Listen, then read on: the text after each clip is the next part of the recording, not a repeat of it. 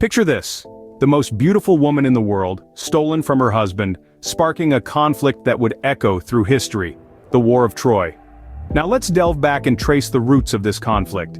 It all started with the Judgment of Paris, a contest between the goddesses Hera, Athena, and Aphrodite, judged by Paris, a Trojan prince. The golden apple of discord was the prize, promising the title of the fairest. Paris awarded the apple to Aphrodite, who had promised him Helen, the most beautiful woman in the world. But Helen was already married to Menelaus, the Spartan king. Her abduction by Paris ignited the fury of Menelaus and the Greeks, drawing them into a conflict with the Trojans. Even the Greek gods played their roles in this drama, taking sides and influencing the events.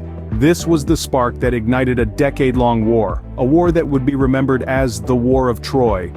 Imagine a fleet of 1,000 ships all set sail for one purpose: to bring Helen back to Sparta. The gathering of the Greek forces was an incredible sight to behold. The mighty Agamemnon, king of Mycenae, was appointed the commander of this grand expedition. Among the many warriors who rallied under his banner were some of the most renowned heroes of the age. First, there was Achilles, the greatest of all Greek warriors, a man whose name would become synonymous with both glory and tragedy. His strength and skill were unparalleled, and his presence alone was enough to inspire the Greek forces. Then there was Odysseus, king of Ithaca, famed for his cunning and strategic mind. His wisdom and quick thinking would prove instrumental in the battles to come. These were the men who would lead the Greek forces in their quest to bring Helen back to Sparta. They were warriors of legend, their names etched in history and their deeds immortalized in epic poetry. Across the Aegean, the city of Troy prepared for the onslaught. The Trojan forces were led by King Priam, an experienced and wise ruler. His leadership was bolstered by his noble son Hector, the pride of Troy. Hector was a warrior without equal among the Trojans, a beacon of hope in the face of the impending Greek invasion. His courage and tactical brilliance were the bedrock upon which the defense of Troy would be built.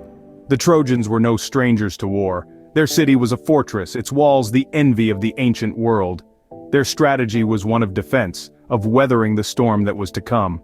They understood the strength of their position, and were prepared to use it to their advantage. With the Greeks ready to wage war, and the Trojans prepared to defend their city, the stage was set. Two great armies, each led by heroes of legend, stood on the brink of a conflict that would echo through the ages. With both sides ready for battle, the stage was set for a war that would shake the ancient world. The War of Troy was not a single battle, but a series of clashes, sieges, and skirmishes over 10 long years. The conflict was a mosaic of encounters, each with its own story, heroes, and villains. Among these encounters, the duel of Paris and Menelaus stands out as a pivotal moment. Paris, the Trojan prince who sparked the war by eloping with Helen, was challenged to a one-on-one duel by Menelaus, Helen's Spartan husband. The duel was intended to settle the conflict and spare further bloodshed. However, the match was far from fair. Menelaus was a seasoned warrior, while Paris was more at home in the company of lovers than fighters. Paris was on the brink of defeat when Aphrodite, the goddess of love who had promised him Helen, whisked him away from the battlefield, leaving Menelaus and the Greeks to claim a hollow victory. Then there were the exploits of Achilles, the greatest of the Greek warriors. Achilles was a demigod, the son of a mortal man, and the sea nymph Thetis. His might on the battlefield was unmatched, and his wrath was fearsome. He was a force to reckon with, his name whispered with awe and fear among the Trojans. However, Achilles was not invincible. His pride and wrath often got the better of him, leading to tragic consequences. The death of Hector, Troy's greatest warrior and the pillar of Trojan defense, was one such consequence. In a fit of rage over the death of his dear friend Patroclus, Achilles challenged Hector to a duel. Despite the odds stacked against him, Hector faced Achilles, knowing very well that it might be his last battle. Their duel was a clash of titans, a dance of death under the watchful eyes of gods and mortals alike.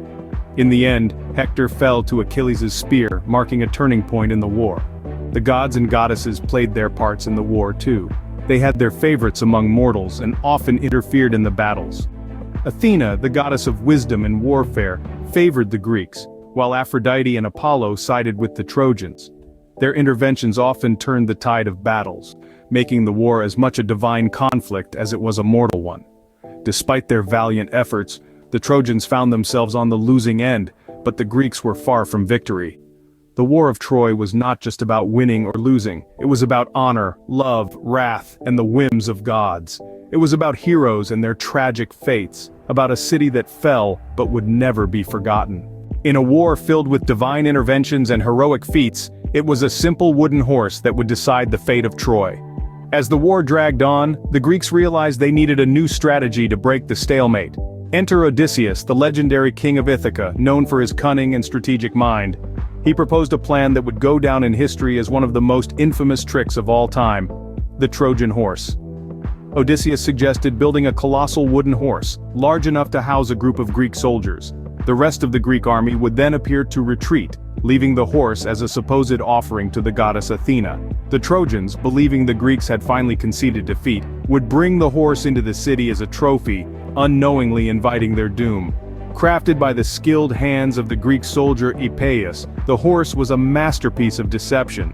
Hollowed out and filled with a select group of Greek warriors, it was left at the gates of Troy. As anticipated, the Trojans, thinking the Greeks had sailed away, pulled the horse into their fortified city, oblivious to the danger lurking within.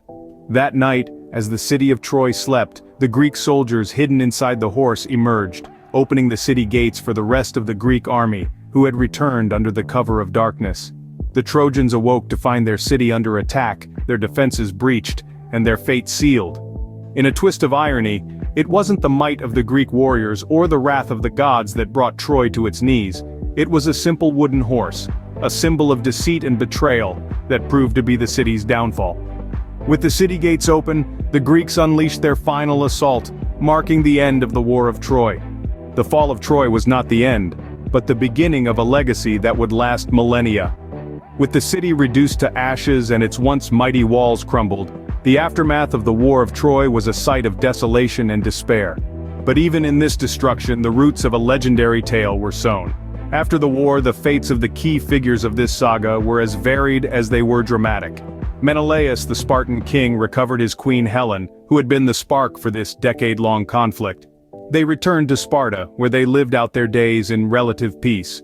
The mighty hero Achilles met his end not in battle, but from an arrow shot by Paris, guided by the sun god Apollo. His name, however, would resonate through history as the embodiment of the tragic hero.